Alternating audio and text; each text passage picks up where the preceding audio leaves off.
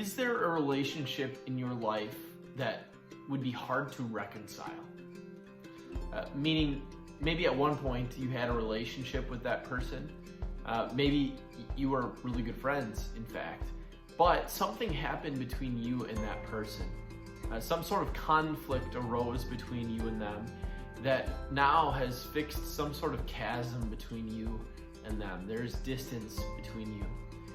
And for whatever reason, no matter who is going to mediate or no matter how much you talked to that person, this was not resolved. There was no reconciliation happening, but you and this person that you used to have a relationship with have remained estranged. You have remained separated from one another. What would it take to reconcile? Is reconciliation even possible? Maybe you have somebody like this in your life.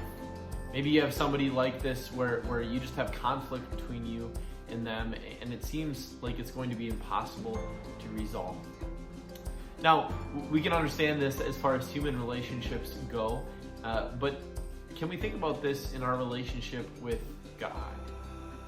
That there is a chasm fixed between us and God. It's a chasm that none of us can bridge. And it's fixed there because of our sin. Sin has separated us from God. There is conflict between us and God, and it almost seems impossible that we would be brought back together. It almost seems impossible that this relationship would be reconciled. And perhaps that's why Jesus was so important. That's why Jesus was so vital and crucial. That's why the work that Jesus came to do was so necessary. Because Jesus was going to be the one who bridged that gap between us and God. Jesus was going to be the one who brought people and God back together. He was going to be the one who reconciled us to God.